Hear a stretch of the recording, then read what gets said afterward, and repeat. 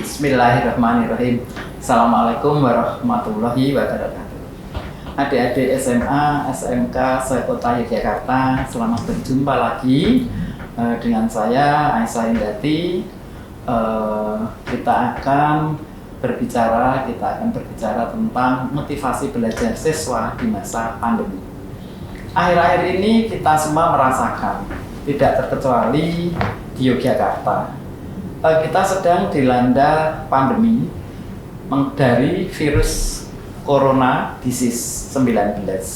Jadi seluruh dunia itu sedang mengalami pandemi. Pandemi itu jadi semuanya itu merasakan, tidak hanya Indonesia, tidak hanya Yogyakarta, tidak hanya adik-adik, tapi seluruh manusia, seluruh individu di dunia ini sedang mengalami hal tersebut. Tentu saja hal tersebut akan berpengaruh pada seluruh aspek kehidupan manusia, tidak terkecuali dari aspek fisik, kesehatan, psikologis, emosi kita uring-uringan. Secara sosial kita tidak bisa pergi berjalan-jalan, berjumpa dengan teman, bertemu di sekolah, dengan guru, dengan bokbon, dengan kawan-kawan, bersepeda. Kemudian yang lain yang tidak kalah pentingnya yaitu dunia pendidikan, di bidang pendidikan. Kita semua anak-anak ya, sejak dari PAUD, TK, SD, SMA, SMP, SMA, dan perguruan tinggi, semuanya itu belajar dari rumah. Terkenal dengan work from home, ya, bekerja di rumah. Tidak terkecuali belajar. Belajar kok di rumah, aneh ya. Hal itu tentu saja akan membuat bosan.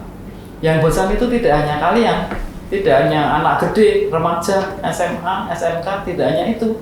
Namun adik-adikmu yang PAUD ini sedih sekali juga. Dia ngapain di rumah? Serasa di rumah itu, kalau di rumah itu ya libur, di rumah kok suruh belajar. Sering anak-anak itu pada marah, anak-anak kecil. Tapi mungkin bagi para remaja, mungkin sudah bisa mengatasi hal ini. Nah, tidak kalah pentingnya, pada saat belajar itu kita akan mengalami kebosanan. Jelas itu bosan. Nah, kebosanan itu tentu saja kita mau belajar itu kok ngapain ya? Belajar cuma sendirian. Kemudian tidak bisa berdiskusi, ini bagi teman-teman SMA, SMK, tidak bisa praktik, tidak bisa menggunakan alat-alat yang harusnya kita rangkai, kita susun, ya, tidak bisa memecahkan masalah. Tentu saja hal ini akan menurunkan motivasi kalian untuk belajar. Maka dari itu, pada saat ini saya akan menyampaikan tentang motivasi belajar siswa pada masa pandemi. Motivasi belajar. Belajar harus ada motivasi, kalau tidak kita bosen dan kita tidak mau belajar. Mari kita lihat apa itu motivasi belajar. Motivasi adalah, jadi tadi motivasi belajar di era pandemi. Era seperti ini kita kok disuruh belajar, belajarnya di rumah, tidak ada yang ngajarin, tidak ada yang membimbing, membina. Nah, tentu saja kita sering ketiduran, nggak ada semangat, nggak ada kawan, dan sebagainya. Kita lihat, apakah motivasi? Motivasi adalah dorongan yang timbul dari dalam diri seseorang untuk mencapai tujuan. Jadi dorongan yang timbul dalam diri, itu motivasi. Terdapat beberapa faktor yang mempengaruhi perkembangan motivasi. Antara lain, ada motivasi internal, yaitu yang belajar dari diri kita sendiri. Minat, kita itu mau belajar itu punya minat enggak? Kemudian bakat, kemudian kebutuhan. Belajar itu kebutuhan siapa sih?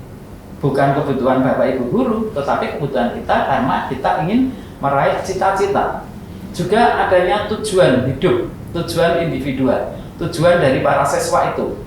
Kalau yang tidak mempunyai tujuan, ya kita tidak memiliki motivasi, kita malas belajar, akhirnya kita tidak mengerti apa yang telah diajarkan oleh guru kita. Itu faktor internal. Sedangkan faktor eksternal, itu faktor yang mempengaruhi motivasi adalah berasal dari misalnya teman sebaya. Wah, rano kancane, nggak ada temannya, kita malas. Ngapain? Paling temanku juga tidur, temanku cuma nge-game, ya. Teman sebaya. Kemudian keluarga yang kurang mendukung, itu juga bisa membuat motivasi kita turun. Kemudian juga lingkungan sosial. lingkungan kita itu tidak ada lingkungan belajar ya. Kalau di sekolah itu jelas duduk di bangku, di meja, kita mempelajari sesuatu, ada yang mendampingi, memecahkan masalah, solusi. Lah ini tidak, disuruh belajar sendiri. Ya mungkin kita belum muncul minat, nggak ada keinginan untuk belajar.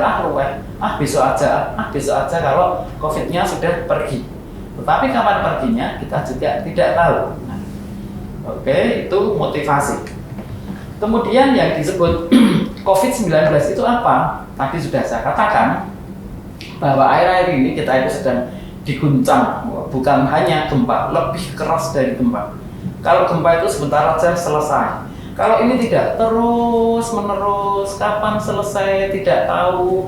Kita diminta untuk patuh memakai masker, kemudian harus WFH, kita harus jaga jarak, kita harus mandi setelah pergi dari rumah sakit dan sebagainya. Lah ini COVID-19 ini begitu ganasnya ya, yang virus ini muncul pertama kali di China bulan Desember 2019 dan menurut WHO 2020 bahwa diumumkan bahwa COVID-19 ini sebagai pandemi.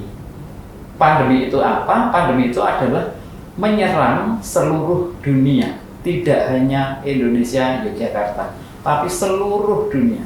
Kalau adik-adik mendengarkan berita di radio, kemudian berita-berita dari TVRI dan sebagainya dari TV, itu semuanya menyebutkan bahwa dunia sedang dilanda pandemi. Kalau mendunia itu namanya pandemi, tetapi kalau hanya Yogyakarta saja namanya endemi. Ya, jadi kita sudah meluas. Nah ini yang sangat berbahaya sekali karena bisa menurunkan motivasi belajar manusia. Selanjutnya masih dikatakan bahwa COVID-19 ini tadi sudah dikatakan ya, menyebabkan kita semua manusia, semua individu itu bekerja di rumah. Work at home. Bayangkan kita harusnya bekerja di sana sini, bekerja di rumah. Waduh, ngapain? Pertama kali bingung. Banyak sekali orang stres, tidak hanya orang gede, anak gede, tapi anak-anak kecil TK SD itu juga sudah stres. Ya stres karena di rumah ngapain gitu. Nah, hal ini sangat berdampak negatif bagi kehidupan individu. Bahkan kita masalah ekonomi pun ikut terdampak. Mari kita lihat selanjutnya permasalahan yang dihadapi siswa. Ya, yang bisa menimbulkan penurunan, yang bisa menyebabkan penurunan motivasi apa saja, yaitu adanya COVID-19, kemudian pengelolaan waktu. Tentu saja kalau kita di rumah itu sadar nggak sadar bangunnya siang, bangkong, nanti aja. Beda kalau kita sekolah masuk jam 7, jam 5 sudah bangun setelah sholat subuh, kemudian bersih-bersih, kemudian menyiapkan buku sekolah, mengulang pelajaran yang lalu berangkat. Nah, itu ada motivasi, ada semangat. Sekarang tidak, kita sulit mengelola waktu.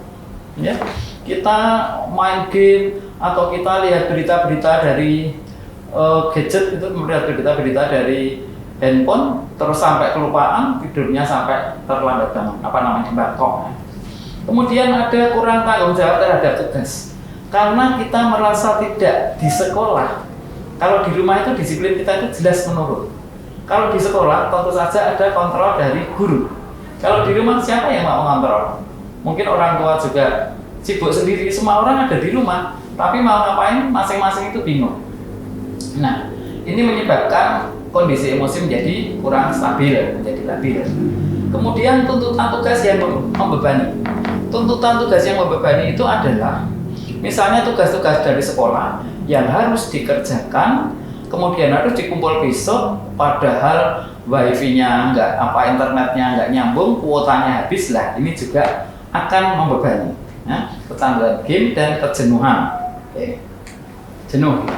Kemudian orang tua tidak kalah pentingnya, tidak hanya siswa. Orang tua itu juga menghadapi permasalahan yang dihadapi oleh anak-anaknya, selain masalah yang dihadapi oleh beliau sendiri.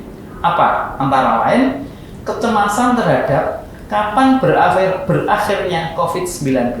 Kita bingung semuanya. dua minggu lagi, besok September, besok tahun depan 2021, 2000 ada yang menyebut 2024. Masya Allah, sekian tahun dari 2020 sampai 2024 berarti 4 tahun kita seperti ini, ya. Jadi adanya kecemasan karena adanya ketidakpastian di dalam kehidupan ini. Ini orang tua menghadapi seperti itu. Kondisi ekonomi yang tidak stabil. Sekarang apa-apa mahal. Sekarang banyak sekali jualan online, murah, saya antar dan sebagainya. Ini sudah biasa sekarang. Kemudian masalah lagi yang lain, ketidakpatuhan terhadap peraturan yang diberikan oleh pemerintah. Ketidakpatuhan terhadap peraturan yang diberikan. Seharusnya memakai masker, dia tidak memakai. Seharusnya memakai face shield, dia tidak memakai. Seharusnya cuci tangan, dia menganggap enteng, menganggap mudah, menganggap itu hal biasa. Ya. Itu juga merupakan masalah. Kemudian anak itu sulit belajar di rumah. Walaupun di rumah itu merdeka ya, mungkin bahkan nggak mandi pun bisa belajar sambil makan bisa juga. Namun ini anak itu sulit, yang namanya belajar itu ya duduk di sekolah. Kemudian mungkin juga anak kecanduan game, variasi gaya belajar ini juga membingungkan ya, variasi gaya belajar. Sulit menerima nasihat dari orang tua untuk tidak beraktivitas di luar rumah. Wah, ini anak-anak ini di lingkungan tempat saya tinggal itu banyak sekali anak sepedaan. Wah, menurut beliau mungkin ya, kalau sudah memakai masker itu sudah aman-aman saja, namun juga belum tentu. Nah, ini permasalahan dihadapi orang tua ya, kecemasan. Kemudian kalau kita lihat kebutuhan dasar remaja itu ada kebutuhan fisik, psikologis, sosial, harga diri, dan aktualisasi diri.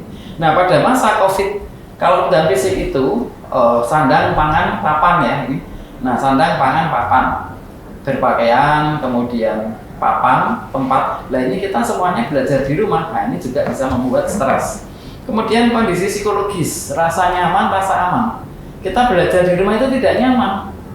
Kemudian kebutuhan sosial, harusnya remaja itu juga masih bergaul, harusnya masih bisa bergaul dengan teman-teman. Ini tidak. Kemudian harga diri dan aktualisasi diri. Siswa kurang bisa akses. Ini kebutuhan dasar remaja yang mana ini bisa membuat stres. Apakah stres itu? Stres itu adalah reaksi fisiologis dan psikologis yang terjadi ketika seseorang merasakan ketidakseimbangan antara tuntutan dan kenyataan. Jadi pada saat COVID ini banyak sekali individu-individu atau manusia-manusia sejak dari anak sampai orang dewasa, anak, remaja, dewasa, bahkan sampai lanjut usia itu mengalami stres. Keluhannya apa? Mungkin kulit gatelan terus, perut sakit, nafas sesak, sistem otot mudah capek, ya, reproduksi terganggu. Mungkin yang remaja putri itu menstruasinya terganggu. Kemudian rambut rontok, kemudian jantung deg-degan. Ini reaksi dari stres yang bisa menyerang bagi siapa saja, sejak anak sampai lanjut usia. Kemudian reaksi emosionalnya apa? Marah, ya, cemas, bosan. Nah ini merasa tidak berdaya, depresi. Suasana hati mudah berubah, moody, ya. Perasaan tidak pasti. Kapan tuh ini COVID-nya itu selesai? Uring-uringan, malas, dan menarik diri dari orang lain. Itu reaksi emosional. Pengelolaannya bagaimana? Kita harus bisa mencari aktivitas baru pada masa pandemi ini. Apa misalnya? Olahraga di rumah. Nah, olahraga di rumah itu ya yang ringan-ringan apa di rumah. Relaksasi, yoga ya. Mengembangkan hobi, masak, jualan online. Lah ini positifnya itu ini terpenuhi ya, jualan online. Istirahat harus cukup, pengelolaan waktu yang baik, disiplin, makanan bergizi, sharing online pada teman yang dipercaya. Mungkin membuat grup kelas kalau sudah ketemu grup ya, mungkin kalau ini adik-adik mahasiswa baru nanti akan terbentuknya grup-grup, kita bisa ngobrol lewat grup tersebut. Ini paling tidak bisa mengurangi stres. Kemudian metode belajar di era pandemi itu bagaimana? Secara internal, jaga kondisi fisik. Makan sehat, 4 sehat 5 sempurna, 6 bermanfaat, menjaga kondisi fisik, mengatur pola makan, jangan makan yang aneh-aneh, sambel terus, rotisan terus, nanti perut sakit ya. Waktu istirahat cukup, mengenali potensi diri, oh saya tuh harus ada istirahatnya, harus tidur dan sebagainya. Meningkatkan motivasi atau semangat, ini yang sulit. Kita yakin mampu mengatasi hal ini. Nah, kita harus yakin di era seperti ini, insya Allah saya akan coba mendalami materi, kemudian pantang menyerah. Ini metode belajar di era pandemi. Kelihatannya sederhana, namun agak sulit dilakukan. Agak sulit ini, hanya beberapa poin, tapi kalau kita tidak benar-benar disiplin pada faktor internal ini. Kenapa internal? Karena internal itu yang bisa menjalani hanya kita sendiri. Walaupun diopiak-opiak dari luar, kalau kita nggak ada niat, nggak ada semangat, nggak ada modal, kita tidak akan semangat ya, kita tidak akan bangkit semangatnya. Faktor eksternalnya apa? Harus ada lingkungan yang mendukung untuk belajar, lingkungan yang kondusif, termasuk sarana penunjang, wifi, kuota internet lah ini. Keuangan membengkak ya, kuota internet, wifi. Kemudian pengubahan jadwal, pengubahan atau penjadwalan kembali jam belajar. Kita harus tata jam belajar kita. Ya, ini yang nanti adik-adik siswa baru setelah memperoleh jadwal, kemudian dicocokkan kira-kira yang cocok itu yang mana. Kenapa begitu? Karena ke depan ini kita masih sekolahnya nampaknya melalui daring. Ya. Jadi kita harus pandai-pandai menjaga ini, menata. Juga yang penting kondisi perekonomian keluarga ini juga sangat berpengaruh. Selanjutnya solusinya dapat mengatur waktu antara jam pembelajaran dan bermain ya. Jangan lupa tetap bermain ya. Jangan hanya belajar terus, tetap bermain. Itu untuk pengurangan stres.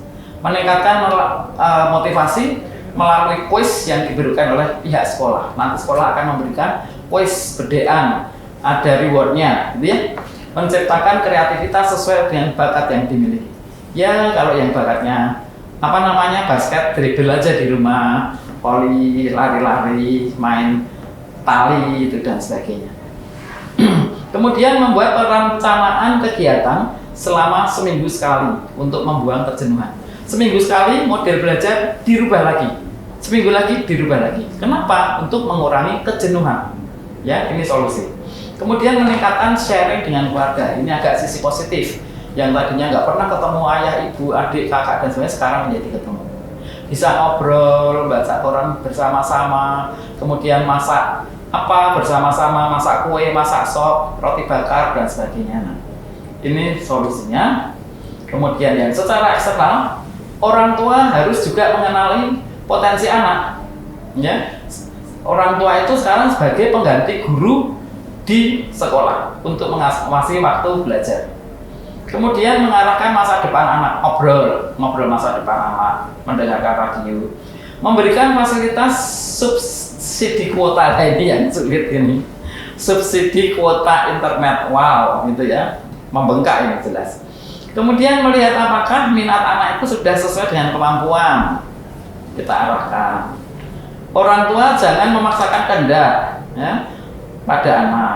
Tumbuhkan motivasi berprestasi. Ayo kita bermain-main bersama, menanam tanaman dan sebagainya. Melakukan pertemuan via online guru siswa untuk memantau kondisi siswanya. Ya, kemudian ternyata terakhir sudah matur nuwun. Demikian adik-adik sekalian, adik-adik atau anak-anakku ini ya, yang sebentar lagi kalian akan belajar secara online. Sebenarnya itu juga kalau dibuat menyenangkan, ya menyenangkan. Tetapi kalau dibuat membosankan, ya membosankan.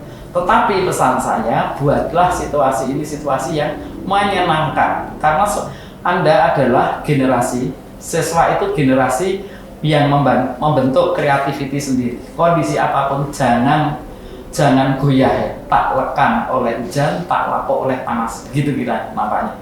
Oke, selamat belajar adik-adikku sekalian. Sukses untuk kalian ya mencoba situasi yang baru. Assalamualaikum warahmatullahi wabarakatuh. Sukses untuk kalian. Semangat!